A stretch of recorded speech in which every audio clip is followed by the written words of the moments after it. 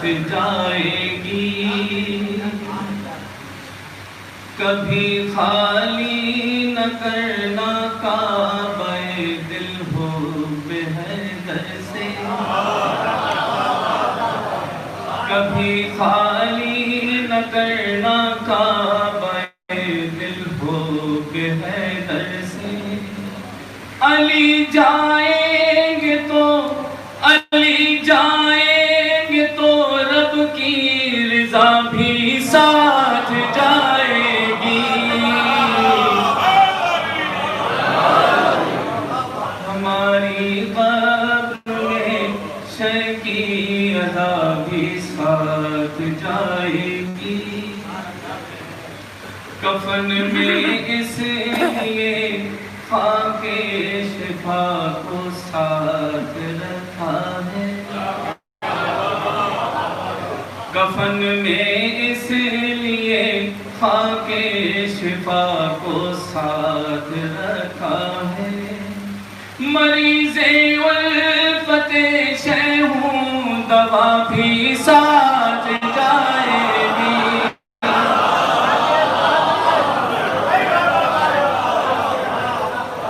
کفن میں اس لیے خاک شفا کو ساتھ رکھا ہے، مریض الفت شے ہوں دوا بھی ساتھ جائے گی، ہماری قبر میں شے کی ادا بھی ساتھ جائے گی، یقین جانو لحد میں بھی میرا دم گھٹ نہیں سکتا،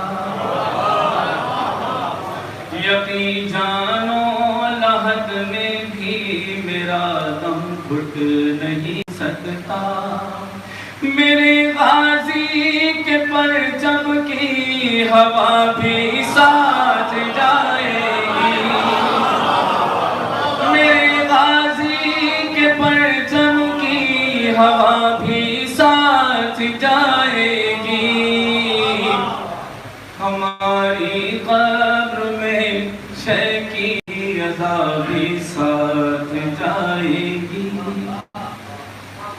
ہر ایک انسان کے اپنے ہاتھ میں ہے دوزخ و جنت، ہر ایک انسان کے اپنے ہاتھ میں ہے دوزخ و جنت، جزا بھی ساتھ جائے گی سزا بھی ساتھ جائے گی، جزا بھی ساتھ جائے گی سزا بھی ساتھ جائے گی، ہماری قبر میں شے کی ادا بھی ساتھ جائے گی، بطور خاص یہ دنیا سب فنا ہو جائے گی پر ظاہروں سن لو، یہ دنیا سب فنا ہو جائے گی پر ظاہروں سن لو، کہ جنت میں زمین کربلا بھی ساتھ جائے گی،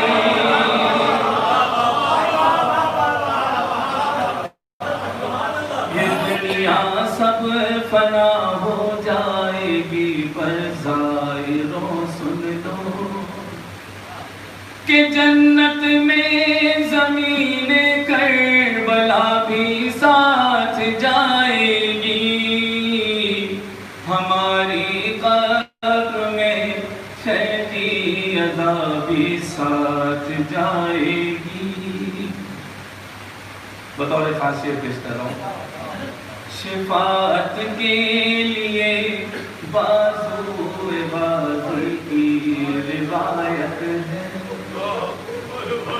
شفاعت کے لیے بازو بازی کی روایت ہے، تصور ہے کہ زینب کی رضا بھی ساتھ جائے گی، شفاعت کے لیے بازو غازی کی روایت ہے، تصور ہے کہ زینب کی ردا بھی ساتھ جائے گی، بندھی ہے سخت رسی کھولنے سے خون بہتا ہے، بندھی ہے سخت رسی کھولنے سے خون بہتا ہے، سکینہ کی رسن باتیں قضا بھی ساتھ جائے گی، سکینہ کی رسن باتیں قضا بھی ساتھ جائے گی، اگر مر کے بھی میں تلقین کو سن سکتا ہوں کاظم، اگر مر کے بھی میں تلقین کو سن سکتا ہوں کاظم، یقیناً پھر تو ماتم کی صدا بھی ساتھ جائے گی، اگر مر کے بھی میں تلقین کو سن سکتا ہوں کاظم، یقیناً پھر تو ماتم کی صدا بھی ساتھ جائے گی، ہماری قبر میں شے کی عزا بھی ساتھ جائے گی۔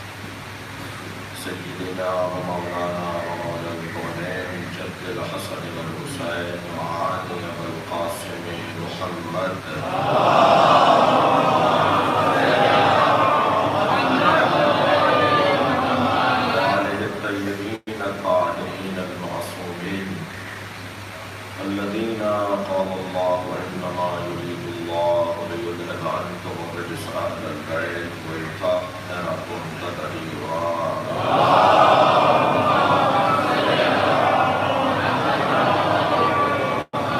ولعنة الله على أعدائهم أجمعين من يوم عداوتهم إلى قيام يوم الدين.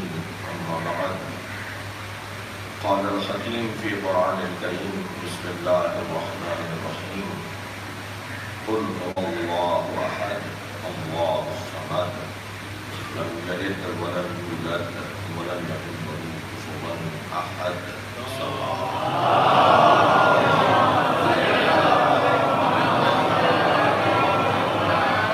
التماس کروں گا آج روزے رحمت بھی ہے، بانویں اعضاخانہ حضرت جسٹس سید المتقی جعفری ابن سید عفان حسین، ان کی اہلیہ سید صاحبہ علی حسن، ان کی بیٹیاں سید فاطمہ بنت المتقی جعفری جو 30 سلطانہ جعفری المتقی خورشید فاطمہ بنت سید المتقی جعفری، رحم اللہ تعالی الفاتحہ.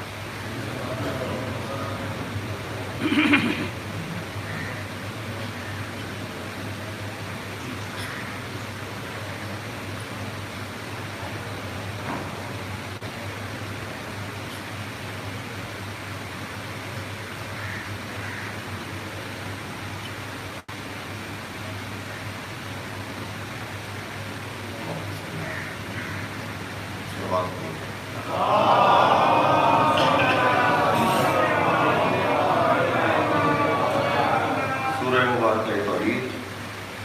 پروردگار عالم اپنے اس کلام میں وحدت پروردگار کے نظریے کو بیان کر رہا ہے، اور وحدت پروردگار کا نظریہ سورہ توحید سے زیادہ بہتر انداز میں کہیں بیان نہیں ہوا. 4 آیتیں ہیں، بسم اللہ کو ملا کر 5 آیتیں، اور ان 5 آیات میں اللہ نے اپنا نسب بیان کیا ہے. صلوات پڑھنے کو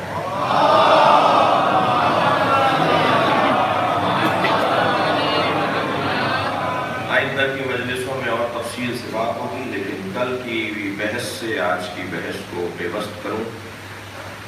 بسم اللہ الرحمن الرحیم.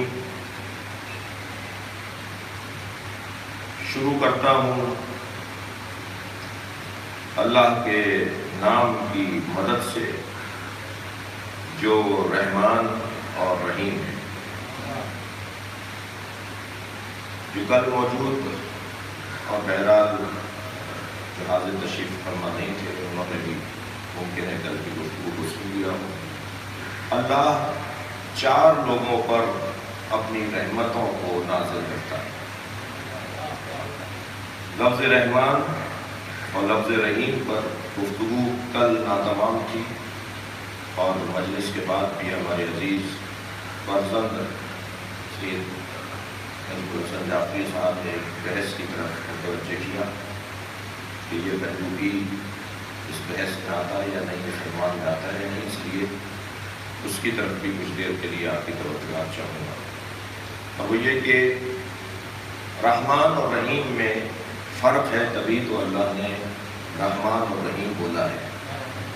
اگر رحمان بھی وہی ہوتا اور رحیم بھی وہی ہوتا، مفہوماً اور عرفانی اور معنوی اعتبار سے بات ہو رہی ہے، ورنہ تو جس کے لیے رحمان کی صفت ہے اسی کے لیے رحیم کی صفت ہے. رحمان کی صفت بھی اللہ ہی کے لیے ہے اور رحیم کی صفت بھی اللہ ہی کے لیے ہے. پروردگار عالم نے مگر یہ 2 صفتوں کو کیوں علیحدہ علیحدہ بیان کیا؟ ان دونوں میں ایک ظریف اور حساس سا اور ایک باریک سا، جس کی باریکی میں حسن اور جمال ایسا ہے کہ جس کا بیان ضروری ہے.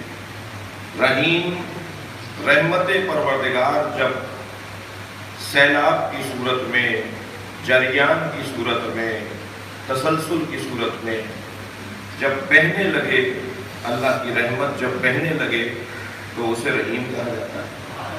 اور یہی سمندر رحمت جب طغیان کرنے لگے تو اسے رحمان کہا جاتا ہے. صلوات پڑھیں محمد وآلہ۔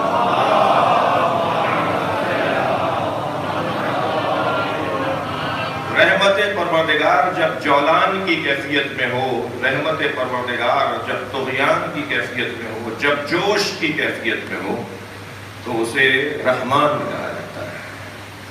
پر وزن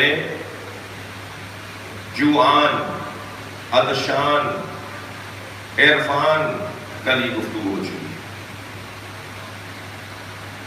4 لوگوں پر اللہ اپنی رحمتوں کو نازل کرتا ہے۔ اس مجلس اعظم میں آغاز یوم ہے، دن کا آغاز بھی ہے۔ 4 ایسے لوگ ہیں جن پہ اللہ اپنی رحمتیں نازل کرتا ہے۔ سب سے پہلا وہ شخص جس پر اللہ اپنی رحمت نازل کرتا ہے جو مومنین کے درمیان صلح و آشتی کا انتظام اور اہتمام کرے۔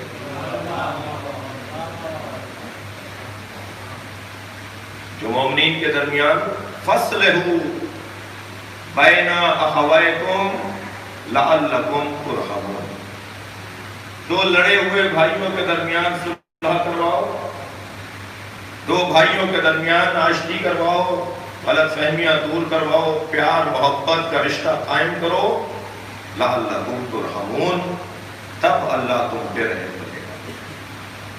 اللہ کی مہربانی ایک ان پر ہے۔ دوسرا وہ شخص جس پر اللہ رحم کرتا ہے، رحمان ہوتا ہے، رحیم ہوتا ہے، وہ ہے کہ جو صاحب تقویٰ۔ اتقوا اللہ لعلکم ترحمون، تقوی پروردگار اختیار کرو۔ میں کہتا ہوں یہ نصاب زندگی بھی ہے۔ یہ اگر میں اور آپ اپنے گھر میں فریم کروا کے ان 4 آیتوں کو لگوا لیں، صلوات پڑھ لیں ذرا محمد والے،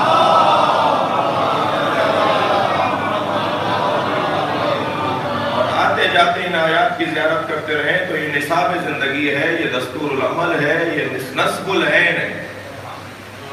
اتقوا اللہ لعلکم ترحمون، تقوی پروردگار اختیار کرو، اللہ تم پہ اپنا رحم کرے گا۔ تیسرا کون ہے جس پر اللہ رحم کرتا ہے؟ اذا قرئ القرآن فاستمعوا لہ وانصتوا لعلکم ترحمون، جب قرآن پڑھا جا رہا ہو تو غور سے سنو، تمہارے غور سے سننے سے اللہ تم پر مہربان ہو جائے گا۔ یہ تیسرا فرق ہے۔ چوتھا وبشر الصابرین، بشارت دے دیجئے میرے حبیب صبر کرنے والوں کو، الذین اذا اصابتہم مصیبہ، جب ان پر مصیبت آتی ہے تو وہ کہتے ہیں، دقت چاہوں گا انہیں دقت سے، یہ کہنا بڑی اہمیت کا حامل ہے۔ یہ الفاظ اور موضوعیت رکھتے ہیں، یہ زبان پر آنے والے کلمات یہ کہہ کر جان بخشی نہیں ہو سکتی کہ منہ سے نکل گیا تھا۔ یہ کہنا فضولیات میں اب شامل ہونا چاہیے جب سے یہ میڈیا نے زور پکڑا ہے کہ یہ میں آف دی ریکارڈ بات کر رہا ہوں۔ جب آپ نے آن کر دی، جب آپ نے بول دی، صلوات پڑھ لیں ذرا محمد والے،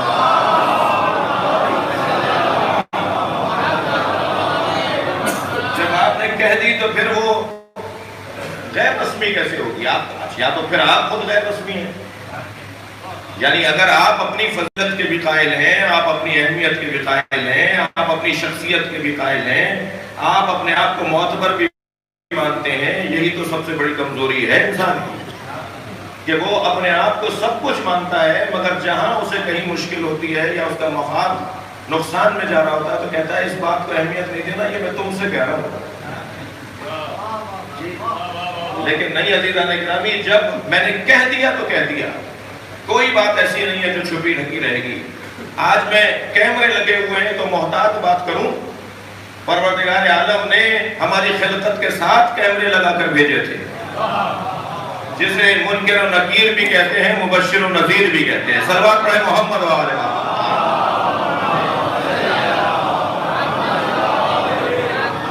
ہمارا کوئی عمل ایسا نہیں ہے جو مخفی ہو، جو چھپا ہوا ہو، جو ریکارڈ پڑھا جا رہا ہو، جسے محسوس نہ کیا جا رہا ہو۔ یہ انسان کی نفسیات کا حصہ ہے کہ جب اسے یہ معلوم ہو جائے اسے کوئی دیکھ رہا ہے تو وہ محتاط ہو جاتا ہے، اور جب وہ یہ سوچتا ہے کہ اسے کوئی نہیں دیکھ رہا تو وہ غیر محتاط ہو جاتا ہے۔ اس کمزوری کو دور کرنے کا بہترین نسخہ ماہ مبارک رمضان میں روزے کی کیفیت ہے۔ روزہ 30 دن کے لیے ماہ رمضان میں ہم رکھتے ہیں، اگر ہم اسے سال بھر کم سے کم مستحبی روزوں کی طرف توجہ کریں تو ہماری مشق اور پختہ ہوتی چلی جائے گی۔ روزہ صرف واحد عبادت ہے کہ جس کے لیے اللہ نے یہ کہا الصوم لی انا اجزی بہ یا انا اجزا بہ، روزہ میرے لیے رکھا جاتا ہے، نماز کے لیے نہیں کہا، حج کے لیے نہیں کہا، زکات کے لیے، صرف روزے کے لیے کہا۔ کیا مطلب ہے کہ نماز اللہ کے لیے نہیں پڑھی جاتی ہے، پڑھتے ہو گئے ہمارا کو، لیکن روزے کو اللہ خود کہہ رہا ہے یہ میرے لیے رکھا ہے۔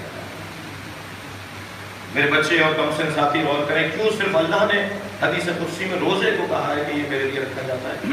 اس لیے کہ عبادتوں میں یہ واحد عبادت ہے جو تنہائی میں بھی اتنی سچی رہتی ہے جتنی مجمع میں سچی رہتی ہے۔ میں اگر بند کمرے میں بھی ہوں، اگر کوئی مجھے دیکھ بھی نہ رہا ہو، سامنے پانی رکھا ہو، غذائیں رکھی ہو اور میں حالت روزہ میں ہوں، تب بھی میں ان کی طرف راغب نہیں ہوتا، اسی لیے اللہ کہہ رہا ہے یہ میرے لیے رکھا جاتا ہے۔ صلوات پڑھے محمد و آل محمد۔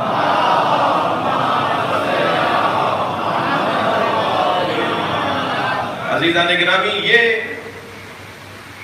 بولنا، بات کرنا، یہ کلمات کو اپنی زبان پر لے کر آنا، وبشر الصابرین اذا اصابتهم مصیبہ قالوا، بشارت دے دیجئے ان لوگوں کو کہ جنہوں نے مصیبتوں پہ صبر کیا ہے اور وہ کہتے ہیں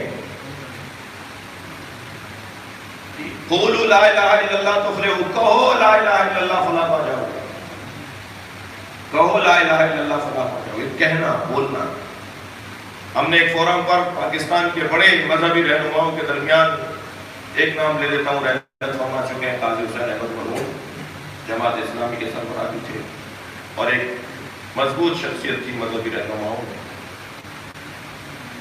ایسے فورم پر اتفاق ہوا، ہم نے کہا یہ جو تکفیری مزاج لوگوں نے پاکستان کی دیواروں کو کالا کیا تکفیری ناموں سے، وہ ہمیں کیا سمجھتے ہیں، کیا مانتے ہیں، کیا بولتے ہیں، ہمارے بارے میں ان کا کیا نظریہ ہے، انہیں مبارک ہو۔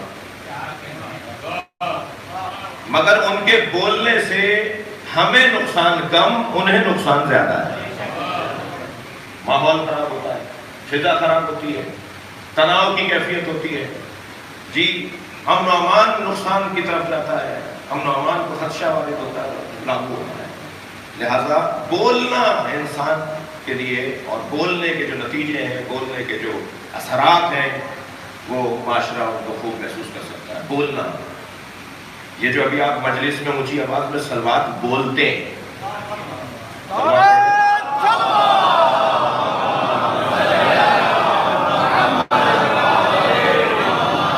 یہ جو مولا علی کا نام آپ یا علی بولتے ہیں، آپ کیا سمجھ رہے ہیں؟ اس کے کوئی نتیجے نہیں ہیں، اس کے کوئی اثرات نہیں ہیں، یہ دور تک بات نہیں جا رہی، یہ وہاں بھی جا رہی ہے کہ جہاں اسے قبول کیا جاتا ہے، اور یہ وہاں بھی جا رہی ہے جہاں قبول کروانا ہے۔ یہ کیوں کہا ہے اونچی آواز میں حسین پر گریہ کرو؟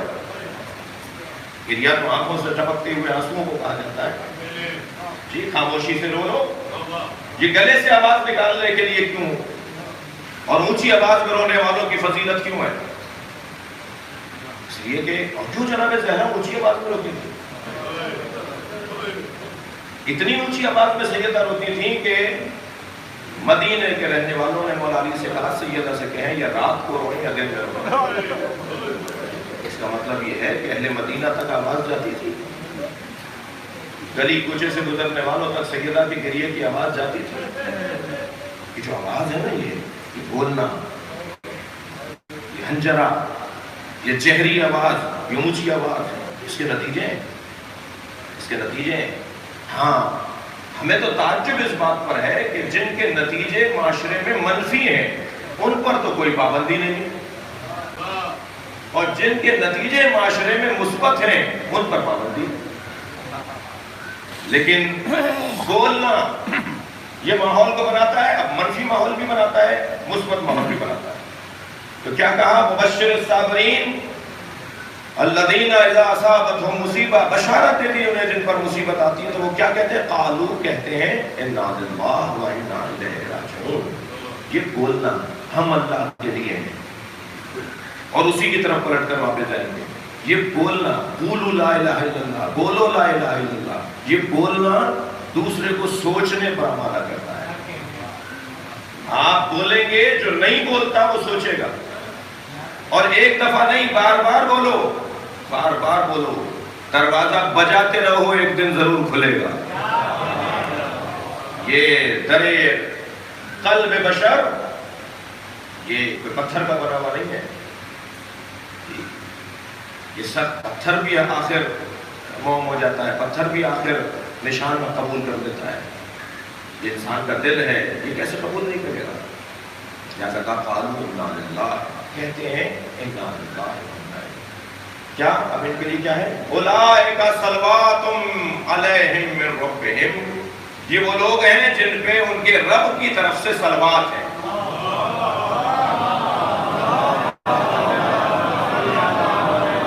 بھائی آپ کی دقت مجھے تھوڑی سی اور چاہیے. یہ کون ہے جو مصیبتوں میں انا للہ و انا الیہ راجعون بولتے ہیں؟ یہ وہ ہیں جن پہ اللہ کی صلوات ہے. مجھے سمجھ میں نہیں آ رہا اس عملیوں میں بل کیسے پیش ہو رہے ہیں کہ فلاں کو صلوات نہیں لکھی جائے گی اور فلاں کو علیہ السلام نہیں لکھا جائے گا. اگر میں اور آپ صابر ہو جائیں تو اللہ کی صلوات ہم پر آتی ہے. اہل بیت کا مقام تو بہت بلند. صلوات پڑھیں گے محمد و آل محمد.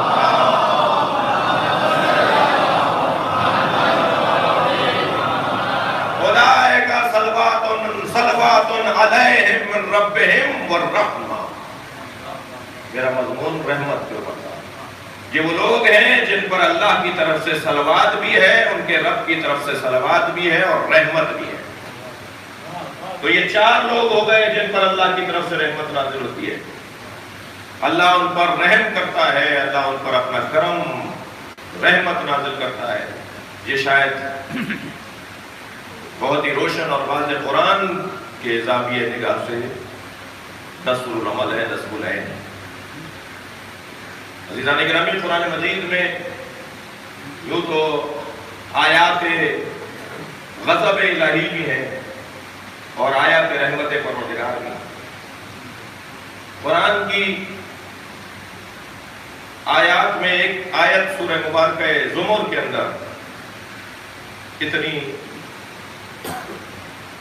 مہربان آیت ہے، اتنا کرم ہے اس آیت میں کہ جس کو اللہ کی بارگاہ میں جس پر جتنا شکر کیا جائے گا آیت ضرور محسوس کیجئے گا. بسم اللہ الرحمن الرحیم کی تفسیر بیان کرنے کی کم علمی کے احساس کے ساتھ کوشش کر رہا ہوں. قل یا عبادی، اے میرے حبیب کہہ دو، یا عبادی، اے میرے پیارے بندو. لہجہ ایسا لگ رہا ہے جیسے ان پیارے بندوں سے بات ہو رہی ہے کہ جن کی آج تک نماز پڑھا نہیں ہوئی.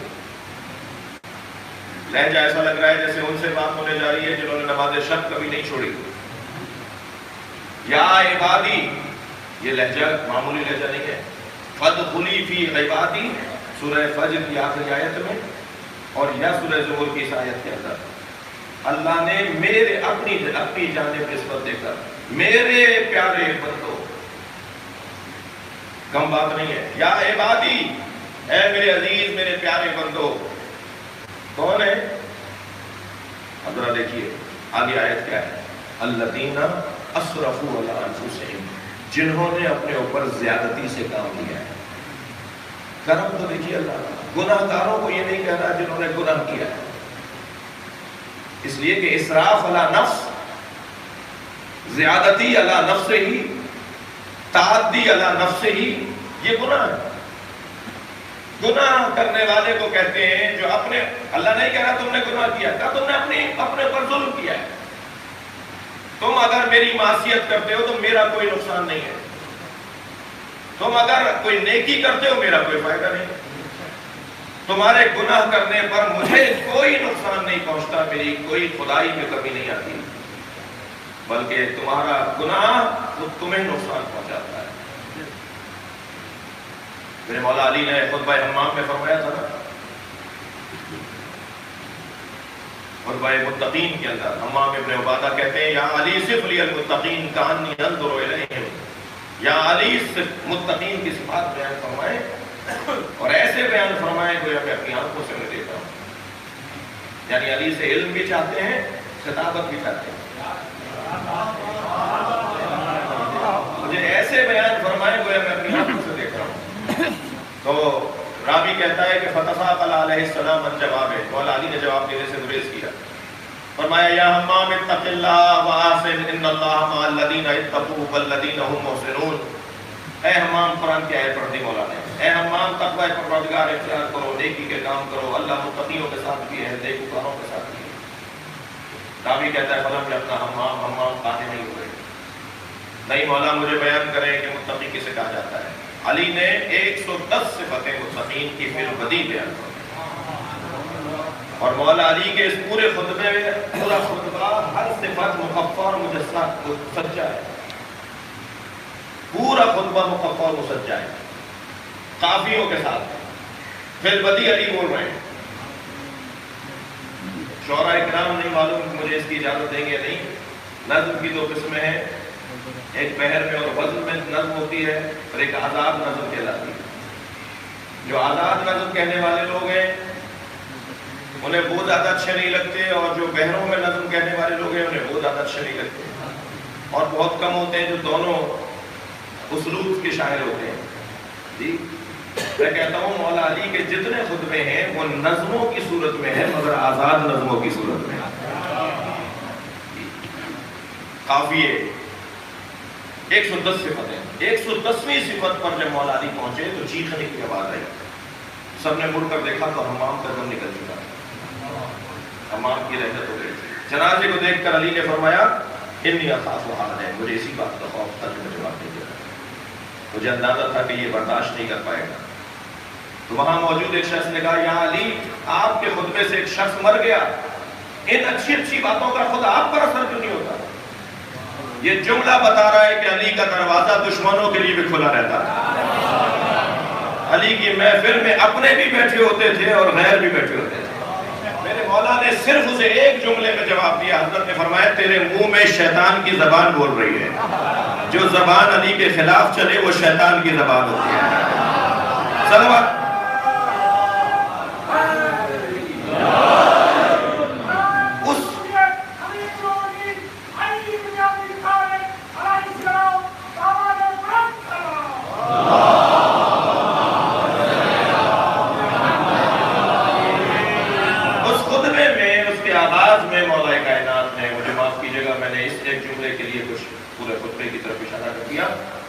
اس کے آغاز میں حضرت نے فرمایا خلق الخلق حین خلقہم.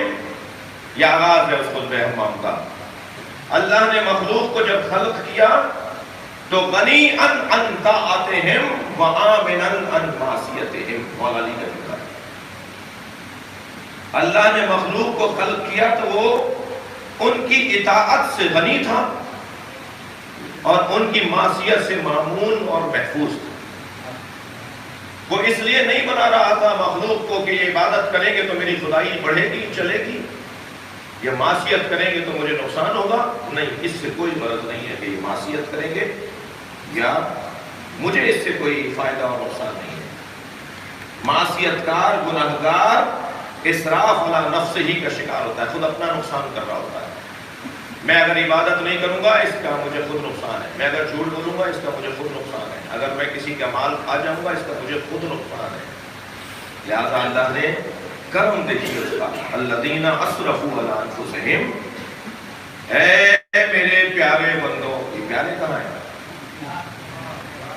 یہ پیارے ہیں تو پھر نیک کام کرنے والے کیا ہوں گے؟ نہیں، رحمتیں پروردگار، رحمتیں الہیہ.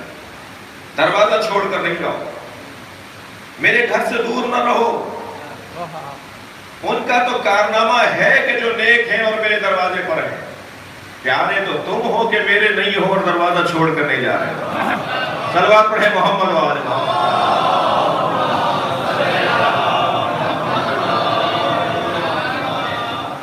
آپ بھی اپنے مشاہدات میں دیکھتے ہیں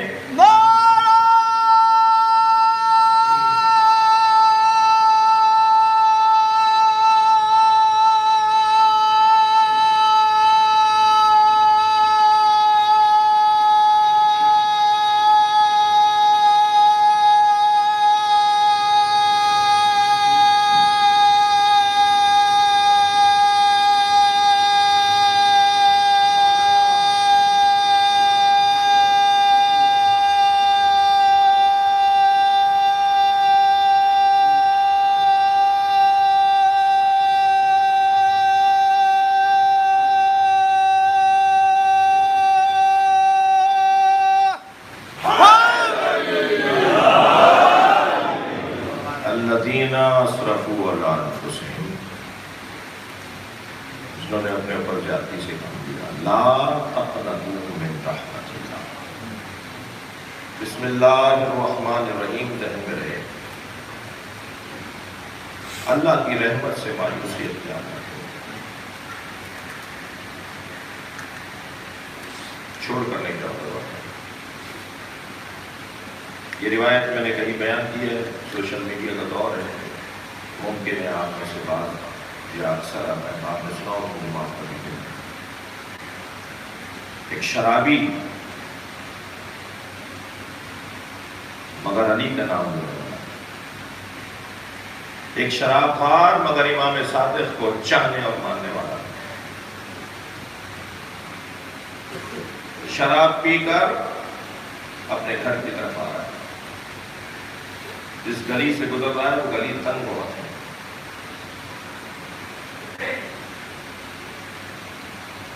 بچی ہوئی شراب اس کے ہاتھ میں، سامنے سے امام صادق آ گیا،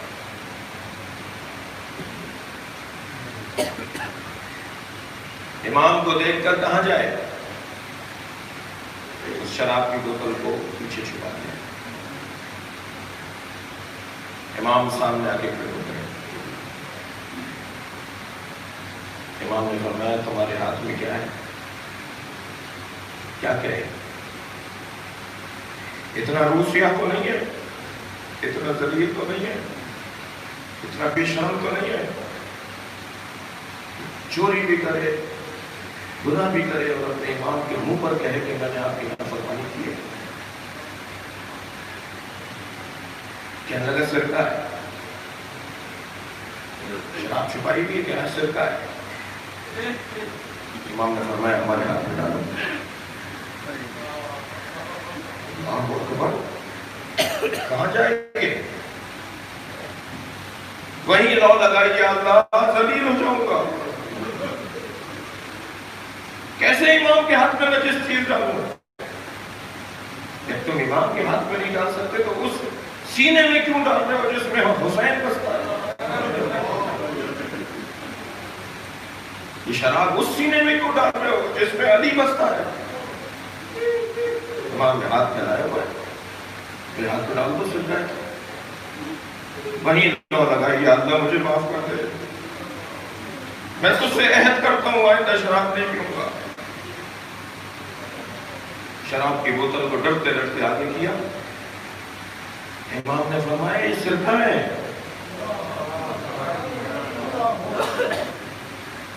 امام کا کہنا تھا کہ سرکہ ہے وہ سرکہ ہوگا، پھر امام نے اس کے چہرے کو دیکھ کے فرمایا خبردار، جو تم نے کیا ہم اس کی ضمانت لیتے ہیں کہ اللہ معاف کرے گا، مگر ہم سے عہد کرو کہ آئندہ نہیں کرو گے،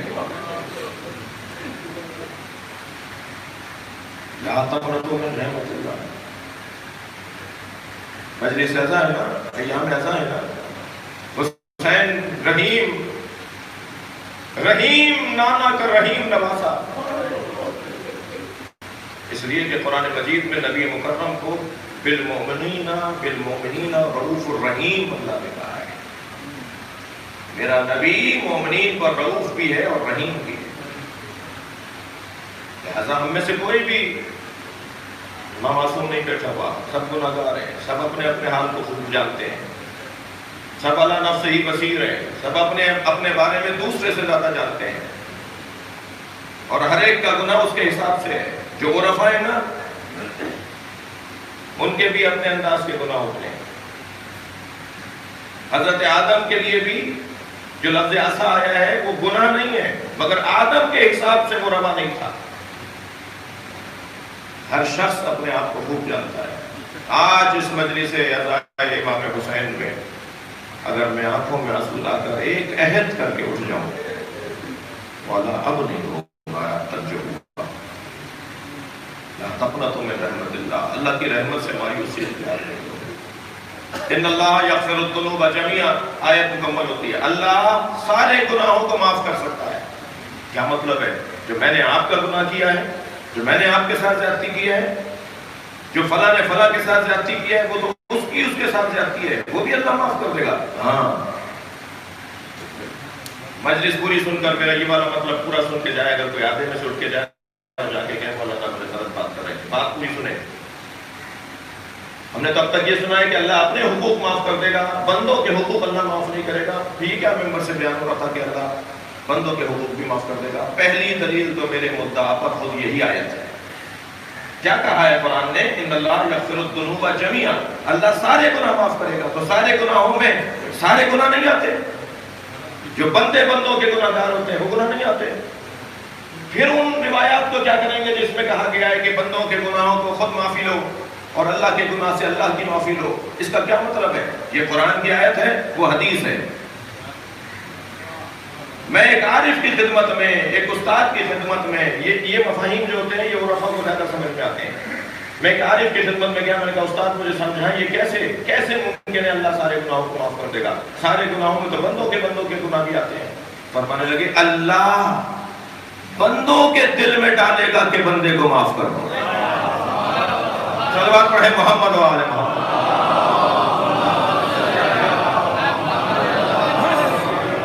تم بس اپنا تعلق اپنے رب سے جوڑے رکھو,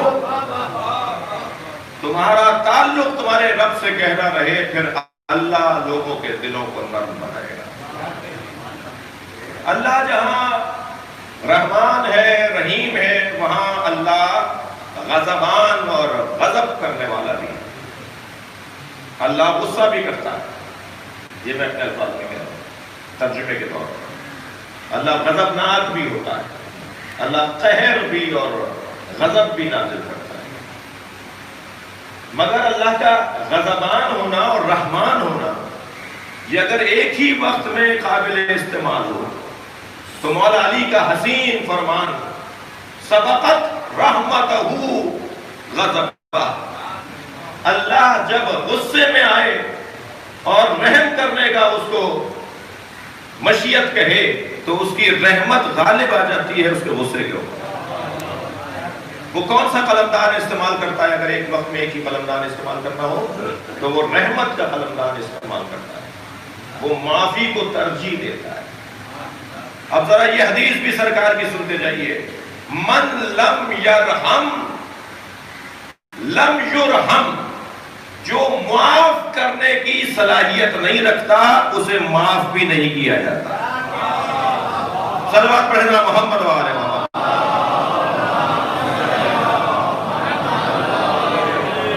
جو درگزر کرنے کی, بسم اللہ الرحمن الرحیم ذہن میں رہے, جو درگزر کرنے کی صلاحیت نہیں ہے وہ درگزر کرتا ہی نہیں ہے, بدلہ لینے کا اس کو. اللہ علامہ طالب جوہری کی مغفرت فرمائے. اس سال وہ ہمارے درمیان نہیں ہے, کم و بیش 50 سال سے زیادہ انہوں نے ممبر کی سالم خدمت انجام دی. ممبر کی سالم خدمت, جھول نہیں تھا, کمزوری نہیں تھی, کوئی بات ایسی نہیں تھی کہ جو بات شایع نشان نہ ہو. انسان ہے نا, ہو سکتا تھا نا, ہوا ہے نا, بہت سے بڑے بڑوں سے ہوا ہے, لیکن بہت سالم ترین خطابت کے ساتھ اور ممبر کی خدمت کے ساتھ اس دنیا سے رخصت ہوئے ہیں, اور بہت سے علمی مفاہیم اور بہت سے مضامین کو چھوڑ کر گئے. ان کی روح کی شادمانی کے لیے, ان کی مغفرت کے لیے ان کا ایک جملہ نقل کر رہا ہوں. جملہ بڑا حسین ہے. فرماتے ہیں بہترین انتقام یہ ہے کہ انتقام نہ لیا جائے. صلوات پڑھیں ان کی مغفرت کے لیے.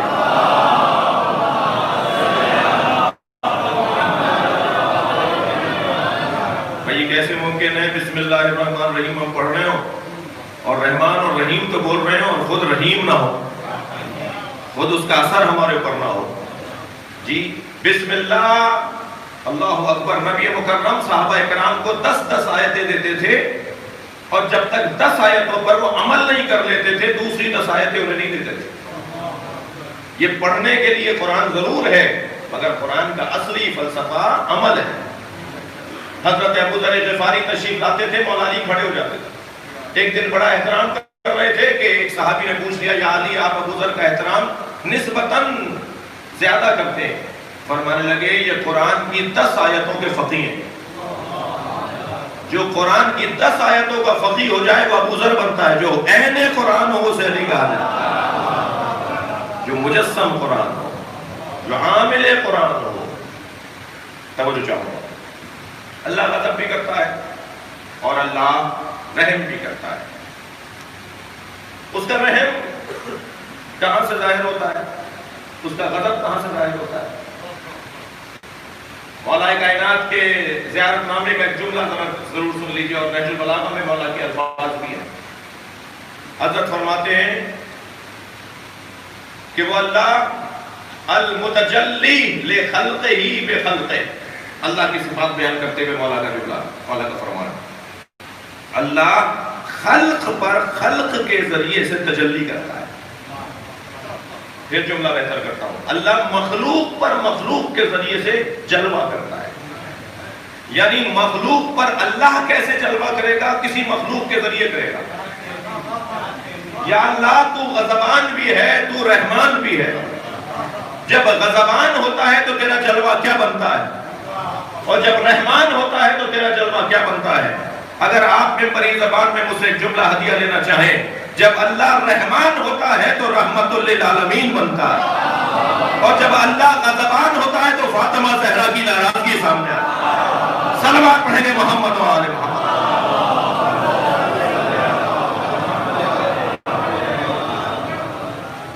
اللہ کا غضب، اچھا یہ بھی ذہن کرے ہماری طرح نہیں ہے معاذ اللہ کہ جب مزاج پر بھاری گزرا تو غصہ آ گیا، اور نہیں معلوم، بعض لوگ تو اتنے پریشان حال ہوتے ہیں کہ پتہ نہیں ہوتا کب ناراض ہو جائے، یعنی اتنے مشکل لوگ ہوتے ہیں کہ یہ ڈھونڈنا مشکل ہوتا ہے کہ کب یہ ناراض ہو جائیں گے اور کب خوش ہوں گے، کون سی بات ہے جو انہیں بری لگ جائے۔ یہ بھی تکبر کی انتہائی کیفیت ہے۔ انتہائی متکبر شخص جو ہوتا ہے نا، اس کا کچھ نہیں پتا ہوتا کب غصہ آ جائے گا، جو اپنے ہی قابو میں نہیں ہے، جو یہ اپنے کنٹرول میں نہیں ہے۔ لہذا جو اس کے ماتحت ہوتے ہیں، متعلق ہوتے ہیں، گھر والے ہوتے ہیں، بچے ہوتے ہیں، متعلقین ہوتے ہیں، وہ ذرا گھبرائے ڈرے رہتے ہیں کہ پتہ نہیں کیا ہو جائے۔ بعض لوگ تو گھر میں آتے ہیں تو ایک ایسا لگتا ہے جیسے کوئی اژدہا یا کوئی سانپ آ گیا۔ اماں آواز دے کر کہتی ہیں بچوں سے ذرا خاموش ہو جاؤ، ابا آ گئے، ذرا سنبھل کے رہنا، ابا آ گئے۔ ابا آ گئے، جلات آ گئے۔ گھر میں اگر باپ آ جائے تو بچوں کو تو خوشی ہونی چاہیے نا، لپٹنا چپٹنا چاہیے نا کہ ابا گھر میں آ گئے۔ یہ کیسا باپ ہے جو گھر میں آتا ہے تو بچے ڈرتے ہیں، اور جن کے بچے، جن کی اولاد، جن کے گھر والے ان سے ڈرتے ہوں، ایک کم سے کم ایک سزا اس کو فشار قبر ہے۔ حدیث سنائیے میں نے آپ کو، کم سے کم ایک سزا اس کو۔ لہذا جب گھر میں جائیں تو سب سے پہل کریں سلام کرنے، پہل کریں سلام کریں۔ بچے ہیں تو بچیوں کو پہلے گفٹ اور ہدیہ دیں اور بات پہلے ان سے کریں۔ بیٹیاں کا گھر میں تو پہلے بیٹی سے بات کریں، پہلے بیٹی کے لیے کچھ لے کر جائیں، پہلے بیٹی سے گفتگو کریں، پھر بیٹے سے بات کریں۔ توجہ چاہوں گا،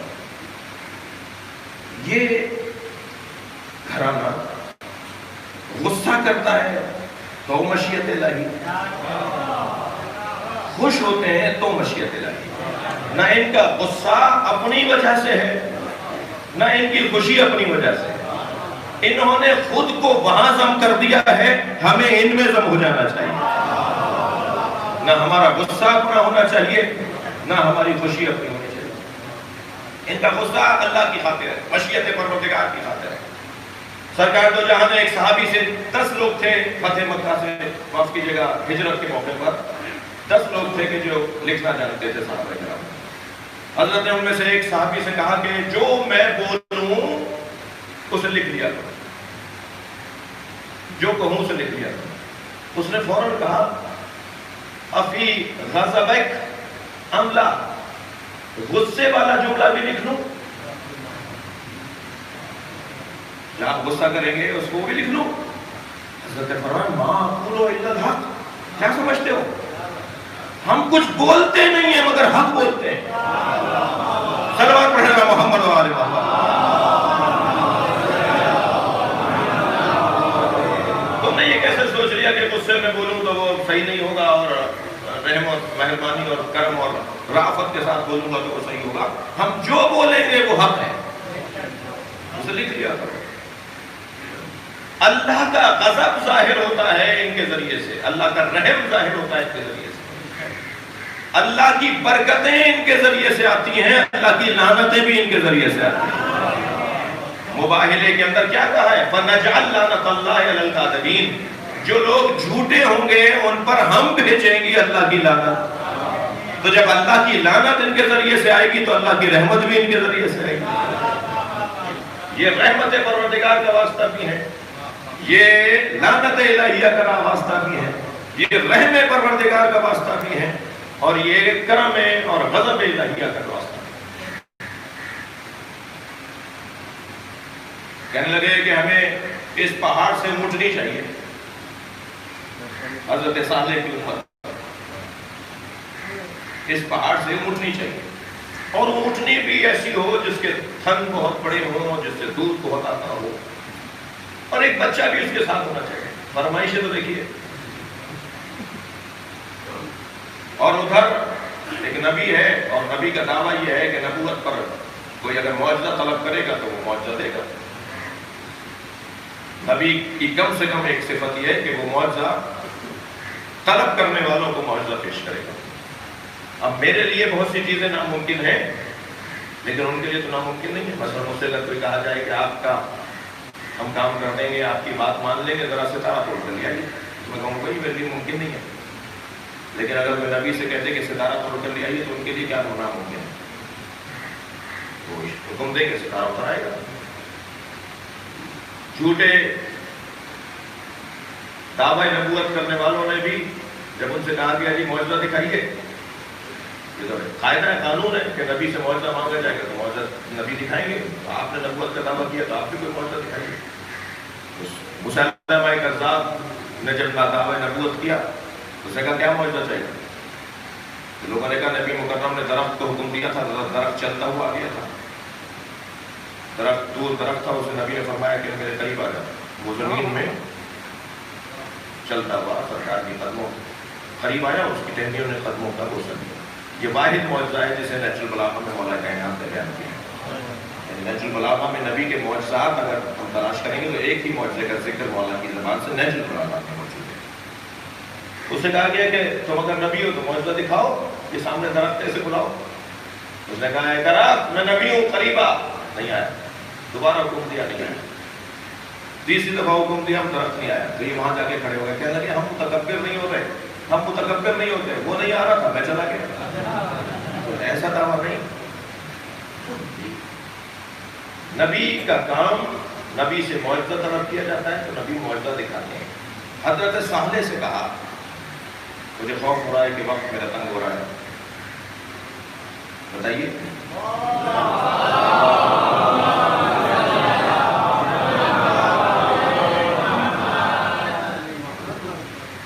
وہ جمہوریت کی کوئی الیکشن تو ہوا نہیں ہے. وہ جو 2 4 5 جنہیں جانا ہوگا نا, علی بھائی جیسے جنہیں اپنے آفس پہنچنا ہوگا, وہ ممکن ہے سوچ رہے ہیں کہ مولانا نے تو الیکشن کروا دیا. اکثریت کی رائے. سلوات پڑھیں ذرا محمد والا.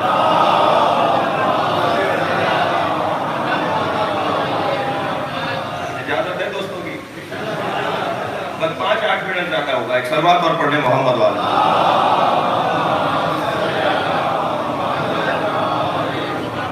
حضرت صالح, اب میں ایک نقطہ دے کر صرف ایک بات کر کے جاؤں گا, اور یہ بات تھوڑی سی لطیف ہے, ظریف ہے, حساس ہے اور سننے کی ہے, اس لیے میں آپ کی خدمت میں ہدیہ کر رہا ہوں.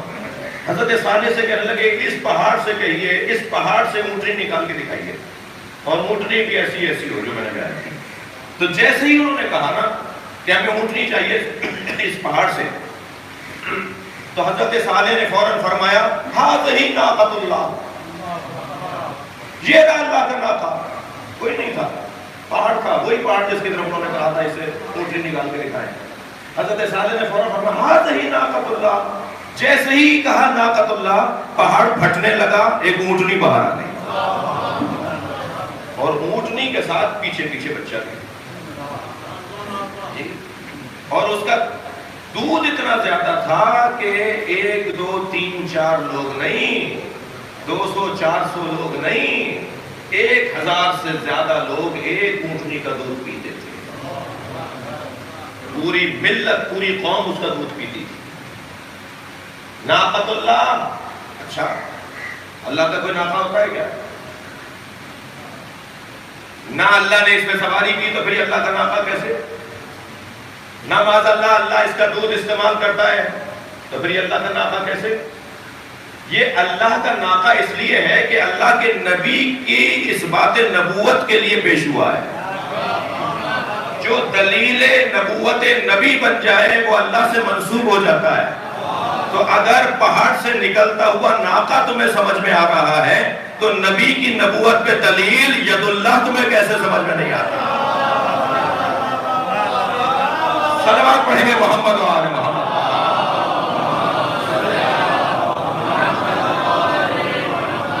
اور پھر کیا ہوا؟ اس ناطے کو جس سے پوری ملت، پوری امت دودھ پیتی تھی، اسے انہوں نے مار دیا،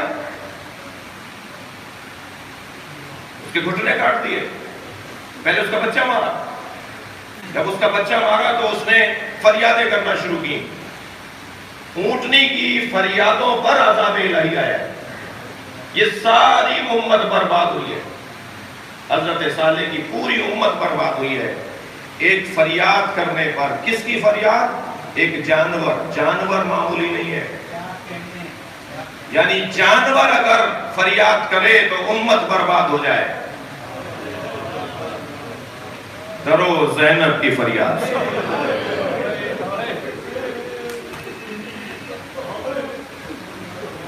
ڈرو جناب رباب کی فریاد سے۔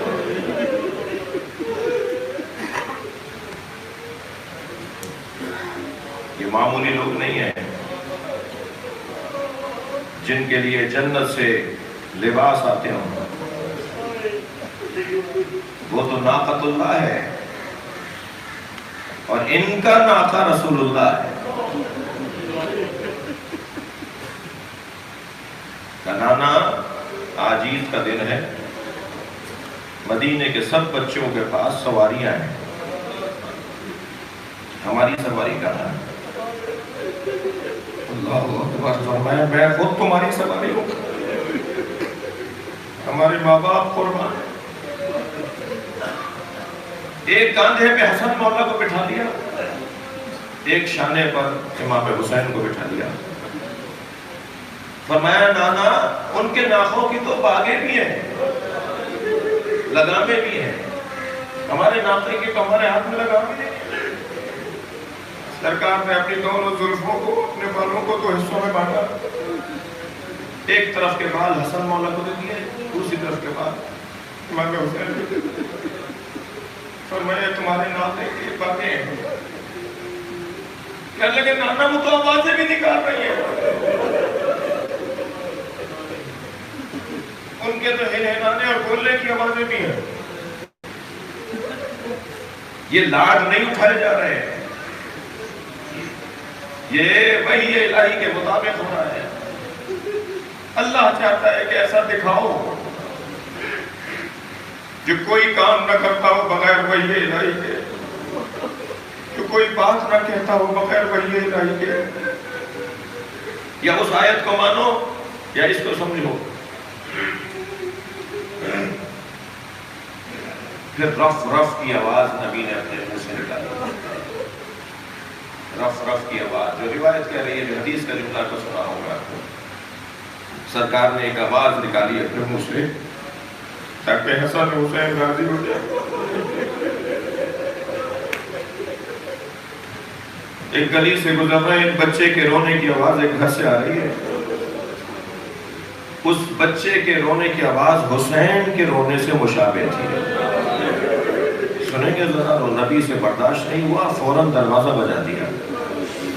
صحابہ کرام بھی ساتھ ہیں، سرکار کے دروازے پر ایک خاتون آئی، حضرت نے بے ساختہ فرمایا اس کی آواز میرے حسین سے ملتی ہے، اسے رونے نہیں دو۔ سرکار مدینے کی ایک گلی سے گزر رہے ہیں کہ بچے رستے میں کھیل رہے ہیں، ان بچوں میں ایک بچے کو گود میں اٹھایا، اس کے سر پہ ہاتھ پھیرا، پیار کیا، اور پھر اسے زمین پر اتار کر روانہ ہوئے تو ایک صحابی نے پوچھا یا رسول اللہ یہ کس کا بچہ ہے؟ یا رسول اللہ یہ کس کا بچہ ہے؟ فرمایا مجھے اس سے غرض نہیں ہے کس کا بچہ ہے، مجھے تو یہ غرض ہے یہ میرے حسین سے پیار کرتا ہے۔ میں نے اسے دیکھا ہے جب حسین گھر سے باہر نکلتا ہے تو یہ اس کے پیچھے پیچھے چلتا ہے۔ اگر کوئی حسین کو تکلیف ہونے والی ہوتی ہے تو بڑھ کر یہ احترام کرتا ہے کہ میرے حسین سے پیار کرتا ہو، مجھے اچھا لگتا ہے۔ حضرت ام سلمہ سے فرمایا میں سفر سے لوٹا ہوں، کچھ دیر مجھے استراحت کرنی ہے، اگر کوئی ملاقات کے لیے آئے تو اسے اتنا کہنا نبی محو استراحت ہے۔ فرماتی ہیں اسے اہل سنت شیعہ، یہ جو جتنی روایتیں پڑھ رہا ہوں یہ سب اہل سنت بھائیوں کی کتابوں میں ہیں۔ بی بی فرماتی ہیں کہ کچھ دیر کے بعد حسین دوڑتے ہوئے آئے، سن و سال 3 یا 4 سال ہیں امام حسین کے، اور پہلا سوال یہ کیا نانی میرے نانا آ گئے؟ سفر سے لوٹے تھے سرکار، نانا رسول آ گئے؟ فرمایا ہاں بیٹا تمہارے نانا آ گئے ہیں مگر وہ آرام کر رہے ہیں، اور انہوں نے کہا ہے کہ کوئی ملنے آئے تو اسے کہہ دو کہ میں محو استراحت ہوں۔ سنیں گے بتا رہا ہوں کہ امام حسین نے فرمایا میرے لیے بھی کہا تھا؟ فرمایا تمہارے نانا نے تخصیص نہیں لگائی، تمہارے نانا نے یہ نہیں کہا کہ حسین کے لیے نہیں ہے۔ ادب احترام دیکھیے، حسین واپس لوٹ گئے، مولا لوٹے ابھی کچھ ہی آگے گئے تھے کہ حجرے سے نبی باہر آئے۔ روایت کہتی ہے سر پہ امامہ نہیں تھا، پیروں میں نالینیں نہیں تھی، ابا گوشت میں نہیں تھی، سرکار کی قمیص کے بٹن کھولے ہوئے تھے۔ فرمایا ام سلمہ تم نے حسین کو بھی لوٹا دیا؟ آگے بڑھ کر اپنے بچے کو گود میں لیا، آغوش سے لگایا میرے مولا نبی نے۔ بھی فرماتی ہیں حجرے میں لے گئے، کچھ دیر کے بعد مجھے نبی کے رونے کی آواز آئی، اور آواز اتنی شدید تھی کہ میں حجرے میں داخل ہو گئی۔ تو میں نے کیا دیکھا کہ حسین کی قمیص اتاری ہوئی ہے اور سینے کا بوسہ لے رہے ہیں، کبھی گلے کا بوسہ لے رہے ہیں، کبھی بازوؤں کا بوسہ لے رہے ہیں، اور بوسے لے لے کے رو رہے ہیں۔ میں نے کہا یا رسول اللہ اس بچے کو کیا ہو گیا؟ فرمایا مجھے جبریل نے بتایا اس بدن پہ گھوڑے دوڑیں گے۔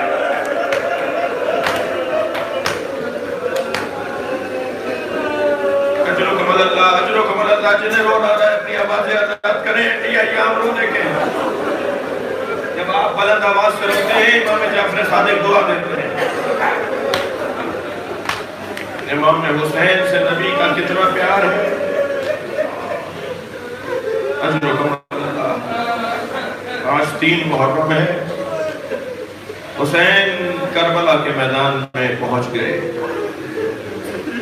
حسین کی کربلا شروع ہو چکی۔ رستے میں حر ابن یزید ریاحی نے امام حسین کا رستہ روکا تھا، گھوڑے کی لگام پکڑ کر کہا تھا کہ میں جہاں چاہوں گا وہاں آپ کو لے کر جاؤں گا۔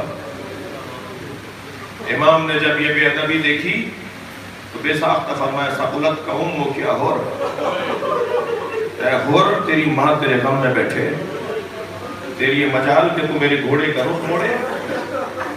بس جیسے یہ جملہ کہا، یہ جملہ اس زمانے میں عرب دنیا میں یعنی اس کو موت کا پیغام، میں تجھے مار ڈالوں گا، تو مجھ سے بچ نہیں سکتا، میں تجھے قتل کر سکتا ہوں۔ جب اس نے یہ جملہ سنا تو کہنے لگا آپ کی ماں اگر زہرا نہ ہوتی تو میں بھی کچھ کہتا۔ یہاں سے امام حسین نے اندازہ کیا کہ اس کے دل میں حب زہرا ہے، اور جس کے دل میں حب زہرا ہو وہ دوزخ میں نہیں جائے گا۔ یہ جو ایمان کی چنگاری ہے اسے آتش ایمان میں بدلنا حسین کا کام ہے۔ لہذا جب کبھی نماز کا وقت ہوا اور جماعت کے لیے امام کھڑے ہوئے رستے میں تو حضرت عباس سے کہتے تھے جا کے حر سے پوچھو ہمارے ساتھ نماز پڑھے گا یا علیحدہ نماز پڑھے گا۔ یہ پیغام تھا، آمادہ کر رہے تھے حر کو، اور حر کہتا تھا یہ کیسے ممکن ہے فرزند زہرا نماز پڑھائے اور میں حسین کے پیچھے نماز نہ پڑھوں۔ اور حر نے ایسے ہی امام حسین کے پیچھے رستے میں نمازیں پڑھیں اور جب کربلا کے میدان میں پہنچے اور عاشور کی شب آئی تو علی ابن حر کہتا ہے کہ میں نے اپنے بابا کو زندگی میں کبھی اتنا مضطرب نہیں دیکھا. ایک بڑا بہادر تھا, بڑا سردار تھا حر. میں نے کبھی اپنے بابا کو اتنا مضطرب نہیں دیکھا جتنا شب عاشور دیکھا. کہ میں نے دیکھا کہ وہ خیموں کے درمیان چہل قدمی کر رہے ہیں اور ان کی زبان پر کچھ کلمات ہیں اور چہرے پر اداسی ہے. تو میں قریب گیا, میں نے کہا بابا کیا پریشانی ہے, آپ پریشان لگتے ہیں. کہنے لگا ذرا کان لگا کے سنو حسینی خیموں کی طرف سے, کان لگا کے سنو حسینی خیموں کی طرف سے آواز آ رہی ہے کوئی. تو علی ابن حر کہتا ہے میں نے کہا ہاں بابا آوازیں تو آ رہی ہیں. کہا کیا آواز ہے؟ کہا بابا آواز آ رہی العطاش, آئے پیاس پیاس. بیٹا یہ آوازیں چھوٹے چھوٹے بچوں کی ہیں, میں انہیں کربلا کے میدان میں لے کر آیا ہوں, میری وجہ سے یہ آج پیاسے ہیں. اور بیٹا میں جنت اور دوزخ کے درمیان خود کو محسوس کر رہا ہوں, خود کو محسوس کر رہا ہوں جنت اور دوزخ کے درمیان. جہاں کھڑا ہوں وہ دوزخ ہے, جہاں حسین کے خیمے ہیں وہ جنت ہے. اب میں جنت کی طرف جانا چاہتا ہوں. صبح عاشور نمودار ہوئی, گھوڑے کو پانی پلانے کی غرض سے نکلے, پانی پلا کر جانے لگے حسینی خیموں کی طرف کہ کان میں آواز آئی. مڑ کے دیکھا تو بیٹا علی ابن حر. بابا جنت اکیلے جاؤ گے؟ بابا ہمیں چھوڑے جا رہے ہو, مجھے بھی اپنے ساتھ لے کر جاؤ. کہا بیٹا پھر میرے سر سے امامہ اتار دو, امامہ عزت دار لوگ پہنتے ہیں. میری عزت تو اسی وقت ختم ہو گئی تھی جب زینب کے چیخنے کی آواز آئی, زینب کے رونے کی آواز آئی, اسی وقت میں بے عزت ہو گیا. پہنچے امام حسین کی خدمت میں, جیسے امام نے حر کو آتے ہوئے دیکھا آواز دی عباس میرا مہمان آ رہا ہے, علی اکبر پڑھو, مہمان کا استقبال کرو. اللہ رے رافت و محبت و کرم حسینی پڑھ کر استقبال کیا, گلے سے لگایا. حر نے کہا مولا کیا میرے لیے معافی کی گنجائش ہے, کیا میں معاف کیا جا سکتا ہوں؟ فرمایا حر انت حر فی الدنیا والآخرہ, اے حر میں نے بھی تجھے معاف کیا, میرے اللہ نے بھی تجھے معاف کیا, مگر حر ہم شرمندہ ہیں, پلانے کو پانی بھی نہیں ہے. کہ مولا سب سے پہلے میں اپنی قربانی دینا چاہتا ہوں. بہت گریہ کر لیا, بس 2 جملے سن لیجئے. مولا سب سے پہلے میں اپنی قربانی دینا چاہتا ہوں.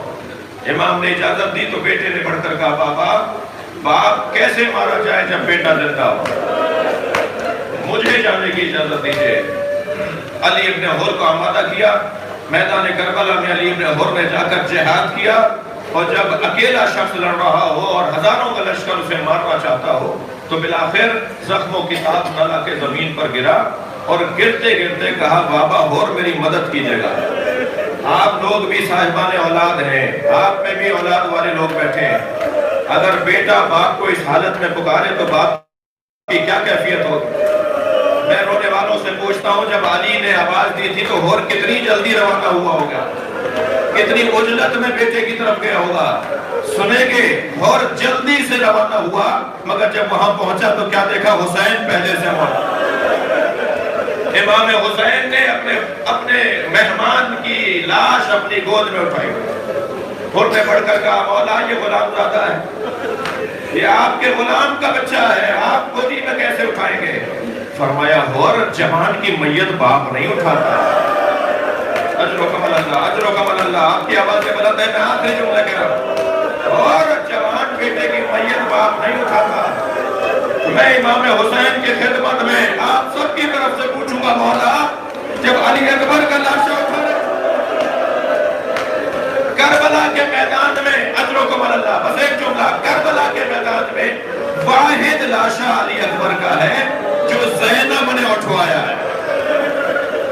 جب لاشا اٹھا رہے تھے حسین تو لاشا اٹھ نہیں رہا تھا, تو برابر میں ایک برقع پوش بی بی نظر آئی. مڑ کر دیکھا تو زینب کھڑی تھی. کہا بھیا اسے میں نے پالا تھا, میں ہی علی اکبر کی میت اٹھاؤں.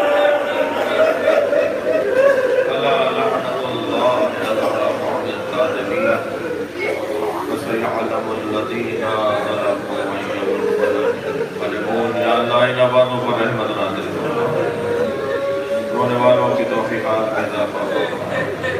مرحومین مغفورین خاص طور پر سید علی متقی جعفری کی اہلیہ، ان کی بیٹیاں، یا اللہ حاضرین کے مرحومین شہداء ملت ان کی مغفرت فرما، امام زمانہ کے ظہور میں تعجیل فرما، ہم سب کو حضرت کے نوکروں میں شمار کریں۔ ربنا آتنا فی الدنیا حسنۃ وفی الآخرۃ حسنۃ